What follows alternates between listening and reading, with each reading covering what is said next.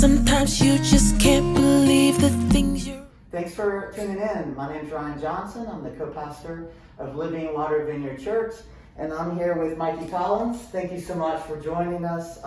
This is your voice, your story, and so this kind of series that we're doing on your voice and your story is basically individuals within your culture, so kind of becoming your own individual and just kind of navigating that and finding out who you are while staying within your culture and just all those challenges. So Mykie Collins has a lot of experience with youth ministry, and she's trying to get a marketing degree right now, and plus she's an awesome employee at Valor, so shout out to Valor. Thanks so much. Yeah, thanks so much for supplying coffee for us and doing all those great things. So I'll just kind of let you jump in and just kind of share your story, and we'll go from there. Yeah, so I'm totally currently in the walk of like really developing my racial identity. So me sharing this story is like in the middle of it right now, and coming to the realization that I have a lot of work to feel comfortable in my racial identity, which was like the first step is just like realizing that that I've had struggles my whole life being comfortable with who I am racially and how I look and all the different ethnicities that are inside of me. So a background of all that is me on my mom's mom's side, she is Spaniard and Jewish, and then my mom's father is African American and also Blackfoot Indian, and then my father is Puerto Rican and Irish, and I have grown up as a Messianic Jewish believer too, so even religiously I feel like I've just been different in every aspect, and had a very hard time identifying with any culture throughout my 25 years of life. And I'm currently actually going through counseling to help me work through solidifying who I am and feeling proud to say who I am, even though it's not just an easy I'm just one thing to say. And so I wanted to walk through what it is like as a multi or biracial person, and the steps that they go through with their racial identity. It's something that my counselor provided me with, and it's basically just a summary of the stages of racial identity development. And so for me, like the first one on the list is a sense of being unrelated to any ethnic grouping, and that occurs in childhood. And so when I read that first idea of like, as soon as you're a kid, you realize like you don't have one ethnic group that you belong to. I think about the times when I was in elementary school and you had to like check a box for testing, and I realized that gave me so much anxiety as a kid.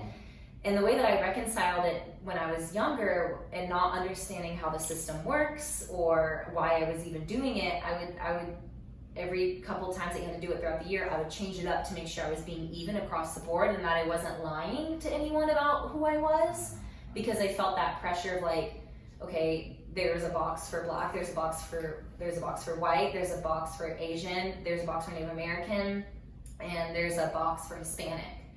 And I'm looking at it, I'm like, I could check so many of these boxes, and that was really like confusing for me as a kid. And it would say, please check one, and I was like, I can't. So maybe like at the beginning of the year, I would remember, oh, I think I checked like the Hispanic box, so now I'll check like the Black box, and then next time I'll check the white box. And so because I have my family that's from Spain, like they're from Europe, so like I was like, and that, okay, that will be white. And then on my mom's side, I remember like that she's also half Black, and then for my dad, like he's Puerto Rican. And just thinking about that over and over as a kid, feeling like I was gonna get in trouble for lying about who I was and not understanding who I was.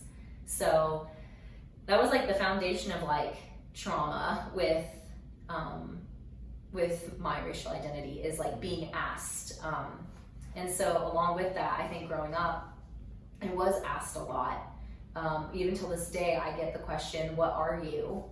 And that question, like, it always kind of just like makes my stomach like tighten up, because I'm like, I don't have time to explain to anyone what I am. Like, I don't have a quick, easy answer. I don't even feel like I can say like I'm mixed, because then I think people might just assume I have one black parent and one white parent, and it's not even that simple for me. And so even in that aspect, if I say that at 25, I still feel like I'm misleading or lying to people.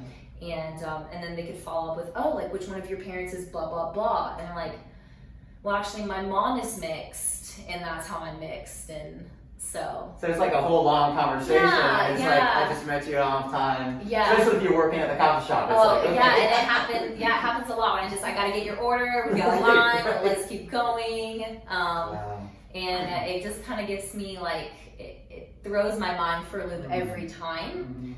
And working through that, I realized my counselor was like, it's gonna keep throwing you for a loop until you realize that you don't have to please them with the answer that you give. And ultimately, like, when I feel like I know who I am, like that question won't scare me anymore. And I think that it's when I answer, I feel insecure saying anything. So that's why it's so hard. And I've seen my mom walk through that her whole life too. I really am like her mini me. Like, I look very similar to her. So she's dealt with that her whole life too. Wow.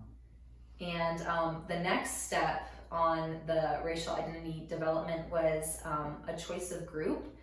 And so as a result of multiple factors, individuals feel pressure to choose one racial or ethnic group identity over another. And thinking about that, I know that there have been just moments in my life where I kind of switched up what I would say for months or maybe even years. I think that there was definitely a moment where I would just say that I was Puerto Rican, because that was quick, that was easy. I kind of look like I'm Puerto Rican, like people won't question that. And then I would get asked if I could speak Spanish. Oh, God, yeah. Un poquito.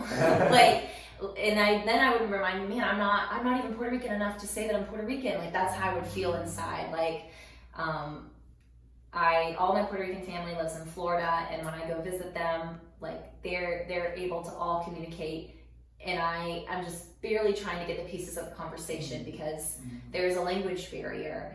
And it reminds me that I've literally never been able to have like a full conversation with my abuelita because we don't speak the same language, and that's sad. Like, it makes me so sad. And that's just like another chapter in my story of all these different pieces together.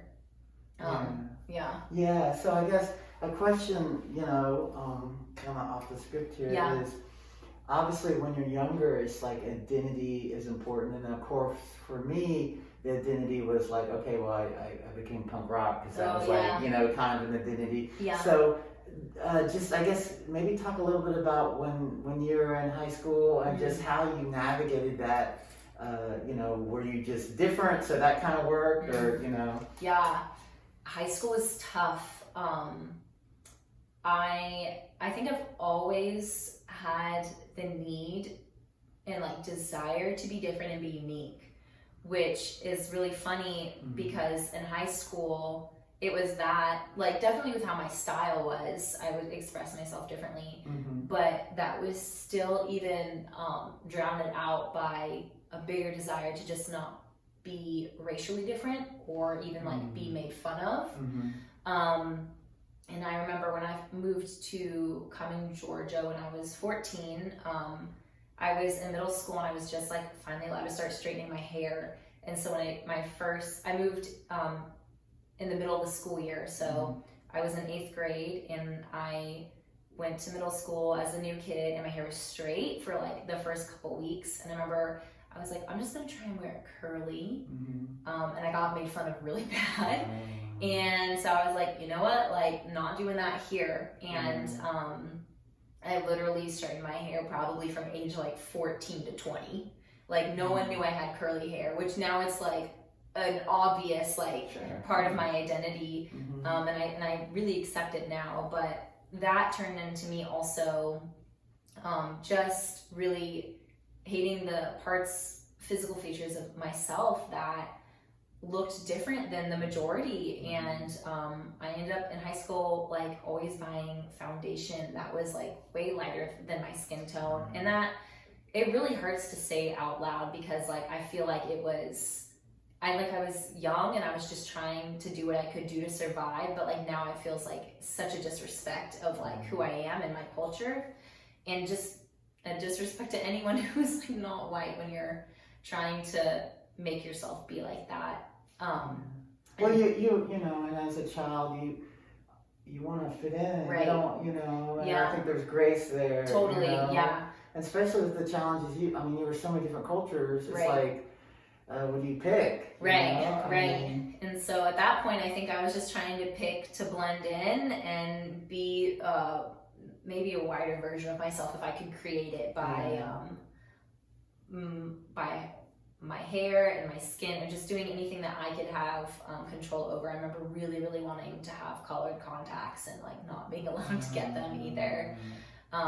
So high school was hard because I did not feel like it was a safe place for me to ethnically be different. Yeah. Do you feel like because when I was a kid, I was in Atlanta a lot downtown. Mm-hmm. Do you feel like coming was part of that, or just? Right. So it's actually interesting. Before I moved to Cumming, I had moved from Stockbridge, Georgia. So like literally the opposite part of Atlanta. Yeah. And this I think is like where I realized like who I am, like was not pleasing anyone. So I think that idea came into my mind, and that's like why now my journey is just like acceptance of who I am, because before I think I was trying to please and be what other people wanted me to be. So before I lived in Cumming, I lived in Stockbridge, and before I lived in Stockbridge, I lived in Florida. So backing up to like elementary school, I lived in Florida, and I was probably usually one of the only minorities in my class. Oh, okay. All the time. And I knew that I was different, and at that age, I was just okay with it. Like I didn't think too much about it. And then when I moved to Atlanta, Stockbridge area, South Atlanta, that was like the first time the majority of my school was actually Black. And for the first time, I was getting called the white girl. And that was super confusing for me. Yeah. And then I'm in middle school in Stockbridge for a couple of years, and then I moved in the middle of middle school to Cumming, Georgia, where I'm definitely not the white girl anymore. So I think my whole life I kind of got dragged along to be what anyone's perception that they wanted me to be, and I feel like I did not have control over my own racial identity. And I think that's probably how a lot of biracial makes people feel. That, I mean, people see you how they want to see you. And maybe if you're biracial, some people might register you and only see you as Black, or some people might register you and definitely can tell that you're mixed, or some people might register you and not think, they could think you're Italian. I don't know, like whatever, like if you're different, I think sometimes people want to label you. And that's hard when you're not physically like easy to be labeled.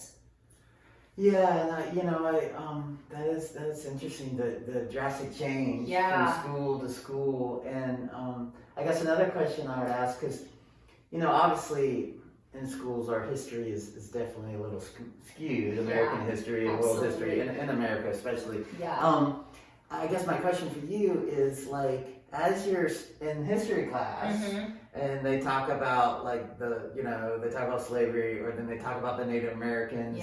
Like, and how did you, like, how did that make you feel? And then as far as like maybe some people in the class were like, hey, like, not looking, you know what I mean? Like, just kind of explain a little bit about your feelings. Such an interesting question.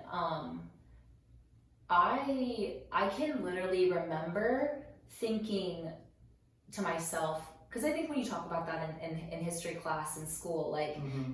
if you're Black in class, then you're thinking like, wow, I would have been a slave, like that's Yeah. horrific. And if you're white, you're thinking like, well, I wouldn't have been, and that's Right. also weird. Like, and you might think, well, I would never be a slave owner. Like you reconcile all these thoughts. Yeah. And I actually, it's so crazy that you asked this question. I remember thinking like, does that mean I would be a house slave? Oh. Like I literally thought that to myself Yeah. because I remember like learning like, oh, if you were mixed, like then you wouldn't have to work outside, and being like, that is such a weird concept to like put yourself in that box too as a kid when you're learning about history and thinking like, where would I even be in like during this time? And even that was like not super obvious, and I had to think like what would it look like for me? Wow. Yeah. Yeah, that's yeah, and I think you did share that you have some Native American. Yeah. And so I guess when they were talking maybe about that, I guess my question for you is, so if you're talking to friends, Yeah. right? Yeah. And they're, one thing I know about the South is it seems like everyone says they have Native American blood, and I don't know Oh my what gosh, it that's is. so funny. It's so bizarre. I say that. Me and my mom say that all the time. That's really funny. And I think because a lot of the Irish intermarried with the Native American, but anyway, that's a whole other story. But Yeah. I guess for you, just maybe share a little bit about like when you said that, the people be like, yeah, or whatever. Right, some of right. your experience with that side, Yeah, I think I would either get like, oh yeah, I could totally see it. And I'm like, no, no, you can't. Right. I don't even like, Right. like I don't know, is it my cheekbones? I don't know, like, yeah. or yeah, like, oh yeah, me too, like blah blah blah blah, like I'm Cherokee or this or that, and yeah, so I feel like I'm Blackfoot Indian on my grandfather's side, and I know it's on his mom's side, but even like I feel like he is, even though he looks like what you would just think is like a Black person, you wouldn't think that my grandfather is also Native American. So that's why I'm like, oh, if I said that, like then people would look for someone in my family who looks Native American. Oh, wow. And it's just always like it's never been easy. But I think like when I say that I'm anything, like if people ask in general, like sometimes they're like, oh yeah, like I could see that. Yeah. And I'm like, really? So it's like fill in the blank. And Yeah, like, oh, yeah, I know. I'm like, I wonder what I could have gotten away with saying that you would have been able to say that you totally could tell. I guess that's a huge question. How does that make you feel? Because at the end of it, someone could, like you said, someone could say anything. Yeah. For a long time, made me feel like like I was at the mercy of people's perception of me, and I couldn't really do a lot to change that. And wondering what people think when they saw me, wondering what people thought when I was at the grocery store with my grandfather, and just like always wondering, because I felt like I was being looked at my whole life actually, and I know that my mom has felt that way too, and just I think it's always made me feel like I'm not able to just be, because you're making question marks pop up in people's head. Yeah, and I think part of trauma is getting over trauma is kind of taking back and saying, hey, I have control over Absolutely. that. I guess another kind of interesting question to ask is when you shared when you were in maybe the grocery store and places with your grandfather. Do you have any maybe stories of like maybe some of the challenges that maybe the way people viewed him, being with you? Or I feel like luckily when I was with him, I never had anyone that I can remember say anything weird or make me feel uncomfortable. I think probably just looks, which sometimes is like enough. I don't think like anyone had ever approached us or had said anything. I know that's so different from my mom growing up with a Black father, she definitely heard a lot, and I think it's really interesting. My mom said that she didn't realize her dad was Black until she moved to the States. She was born in Germany, and she, having a white mom and a black father, also was like the in between skin tone, and so in her mind, and so were her siblings, everyone just comes out different, and that's just like, you just never know. And I think that I don't think she really realized like that her dad was like an ethnicity different than her mom until it was like pointed out to her when she moved to the States. And I think for a while she got to like live in a safe bubble of just being like, we're all just different. Yeah. Oh, that's a good point about the, you know, each kid. That's interesting. I've never heard it put that way. So I guess too, I mean, what's amazing is you're a Messianic Jew too. Yeah. And I know, you know, well, I guess my question to you is just even that kind of the isolation. I mean, because Judaism is amazing, and that's where Christianity came out of. But just share a little bit about your challenges with that, you know? Yeah. So I think it's hard to be a minority of any type, and Jewish people have so much hurt with their past of being persecuted, the Holocaust, like just moving from country to country to feel safe. Just like I think there's other cultural groups that have had to go through the same thing. So like it's hard to be Jewish in itself, and then I think I have like this double whammy of being a Messianic Jew. And so if you don't know what a Messianic Jewish person is, it's someone who's Jewish who believes that Yeshua, Jesus, his Hebrew name Yeshua, is the Messiah. And culturally and religiously, a lot of Jewish people do not think that or agree with that at all. So to be a Messianic Jew is stepping out again.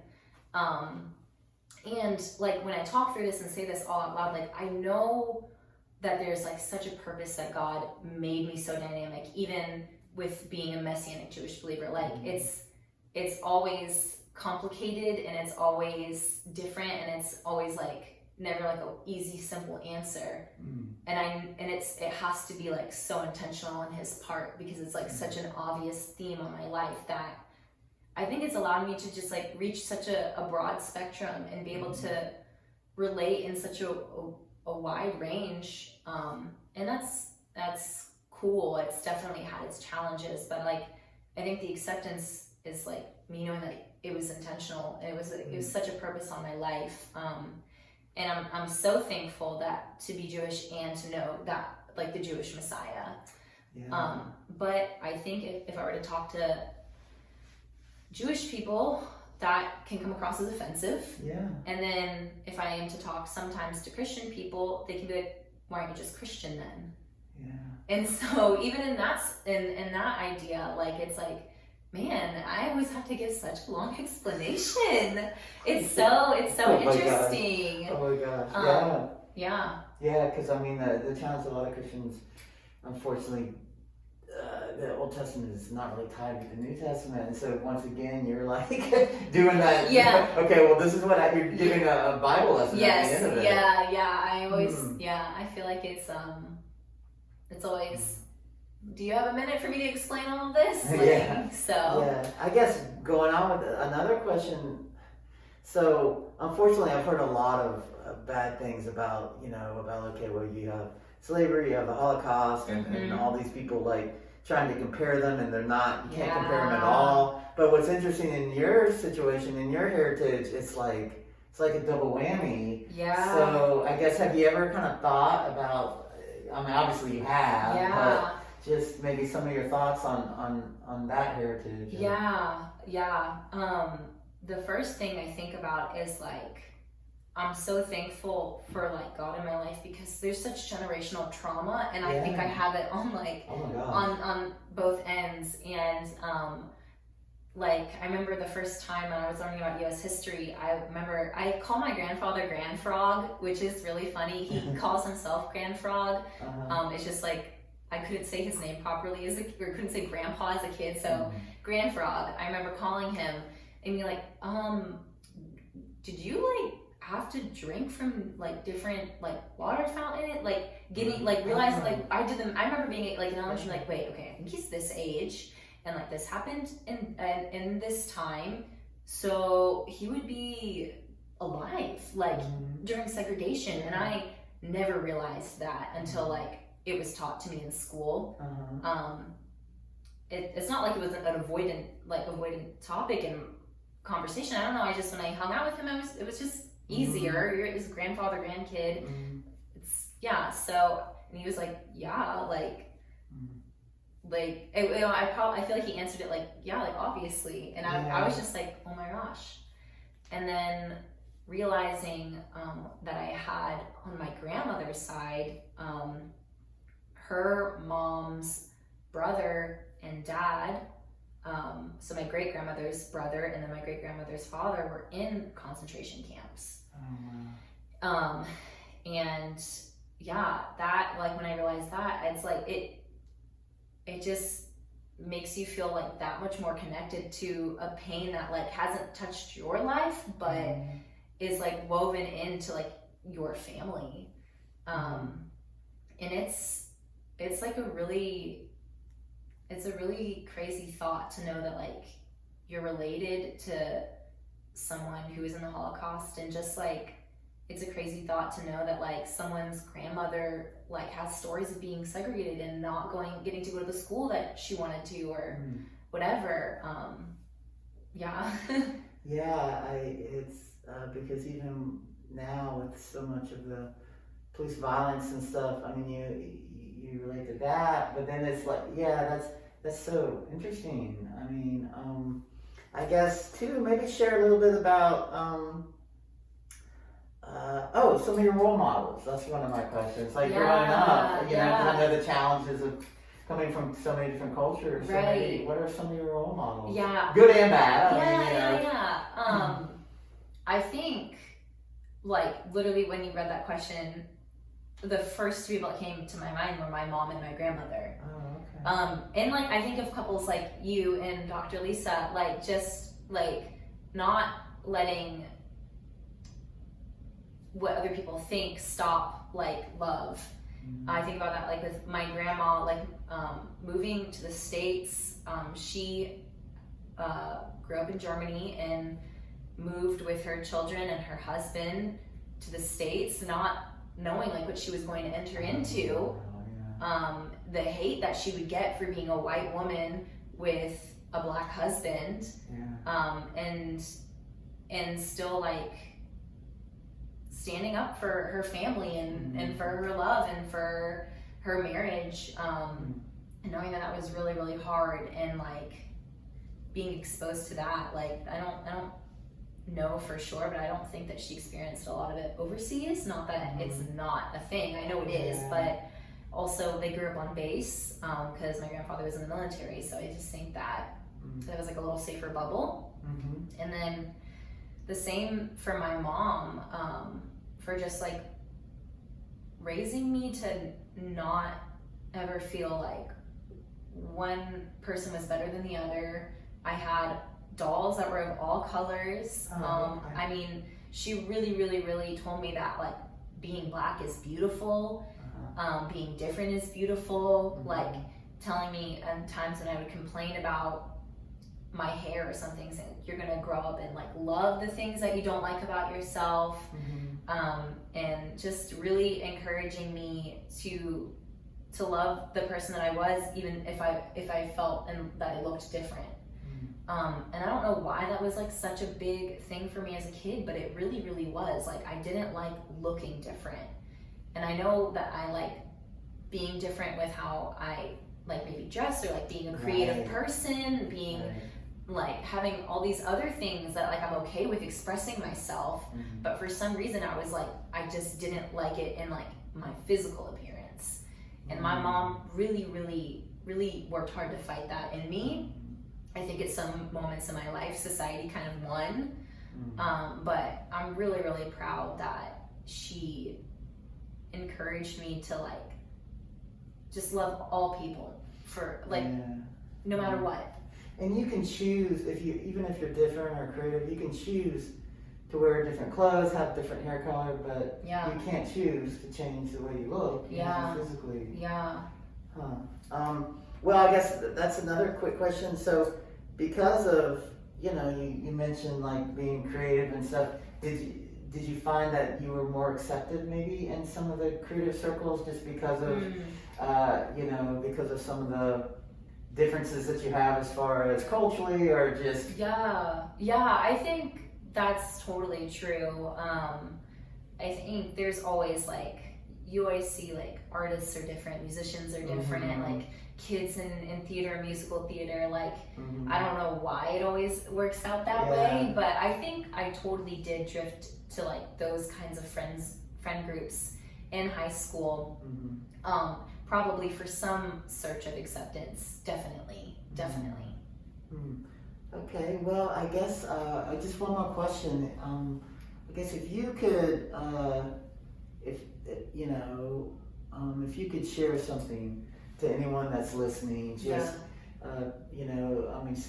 women or men, but women that are feeling the way you felt. Yeah. Some of the stuff you shared, and maybe even in high school or college. Yeah. Maybe what could you say to them? Yeah. Just, Yeah. Like I said at the beginning, like I'm walking through this, but like I'm so thankful for like how far I've come in like self-acceptance and self-love and like learning to love exactly who God made me to be. I would say first that there's obviously, like without a shadow of a doubt, a purpose that you're different. Like God doesn't make mistakes at all. So like be proud that like he gave you the opportunity to break a mold in some form, to be different. And like every person is unique in one way or another. And so for me, like one way just happens to be ethnically as well. And I know that we all just have special, unique things about us. And I think that society, and especially like the enemy, wants us to be ashamed of our differences and wants to be ashamed of like the good things and the good gifts that God has given us. But those are like our weapons. Like that's our superpower. Like being different allows you to connect with so many different people and for people to feel seen by you because you represent something that they might also represent. And that's really cool. Like that's an awesome thing to have on your life. And I would also say you have to love yourself first though. And I think my whole life I felt at the mercy of what other people thought of me, but I don't feel like that anymore. Like I feel like I am on the journey to fully accepting who I am, being proud, being confident in what I want to say about myself, not being ashamed, not feeling like maybe in this moment I'll mention that I'm this race and another moment I'll mention that I'm that race to keep safe. Like I'm allowed to say all that I am whenever I want, and so is anyone. And when you accept that, like there's no more trauma and there's no more fear for being different. Like there's just only like joy for being different. There's only love towards yourself for being different. So I would encourage anyone to honestly write down your story and what it's been like for you to feel different, what it's been like, the hurts that you've had to walk through, and keep writing that story until it gets to the point where you're able to accept who you are and erase the trauma with the love that you've replaced it with. Yeah, that's I'm excited to see the growth. We haven't known you very long, but I mean definitely it's amazing what God's doing in your life for sure.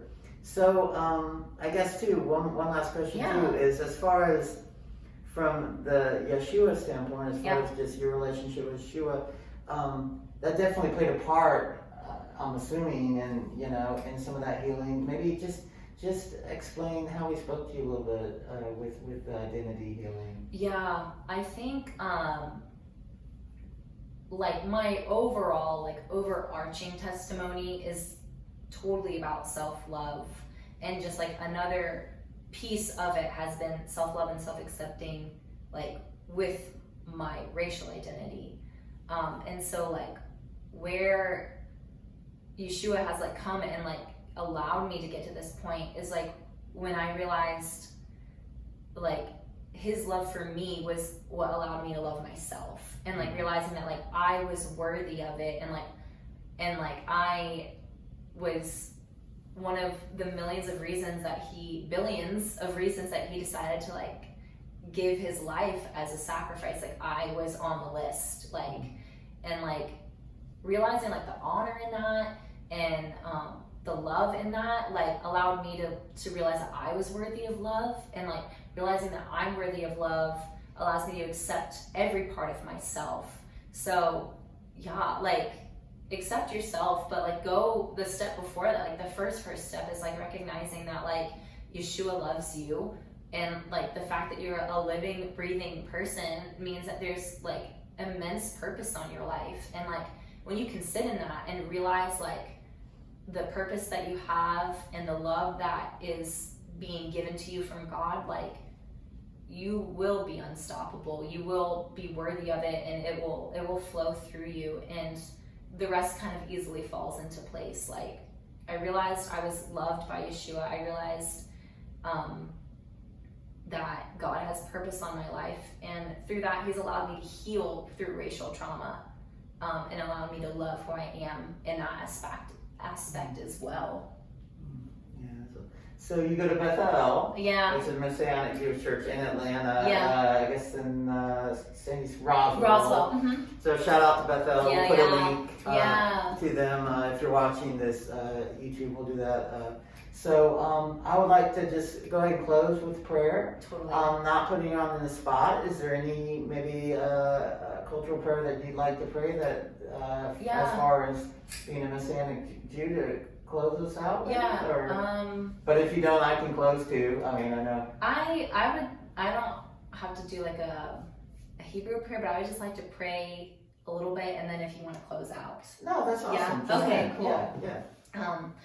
Abba Father, thank you so much for the healing that you do and the healing that you want to give in our lives. Yeshua is the healer of emotionally, mentally, physically. He heals trauma. He heals heart wounds. And Lord, I pray that if right now, because of the state of the world and the state of America, if that's bringing up any triggers, any trauma in someone, in the aspect of who they are or who they've been, racially, how they've treated other people who are different, how they've been treated, all across the board, Lord, I just pray that you bring healing, and that you just allow the idea that everyone is equal to just infiltrate hearts, Lord. The idea that we're all worthy of love, no matter how we look, no matter how we talk, no matter how we speak, where we're from, anything about us, Lord, that we're all equal and worthy of your love, Lord. I just pray for healing right now, for any racial trauma that anyone has, Lord. I pray that you would just bring that to light so that it could be healed, Lord, that it wouldn't be hidden deep down, and that it wouldn't just be able to sit in people's hearts, but that it would be able to come to the surface, and it could be reconciled with, and that it could be worked through, and it could be talked through, and that that there's no shame around it. I just thank you for the healing that I know you're going to do for people who have felt different, for people who have felt outcasted, for people who have felt hurt by others, for something that they weren't able to control about themselves. I just pray all this in Yeshua's name. Lord, and we just thank you for the scriptures that say you open and close the womb, Lord. There's no mistakes, and you kind of put these things together, Lord. So I pray you break off any lies of the enemy that have been spoken over people just about their identity and the challenges of coming from different cultures, Lord. And I pray just anyone that's listening now, Lord, just for a new sense of freedom, a new sense of just self-love in a healthy way. In Jesus' name, amen. Well, I appreciate you guys tuning in. Once again, Mykie, thank you so much for opening up and being vulnerable. So this is your voice, your story, and of course this series is individuals within your culture.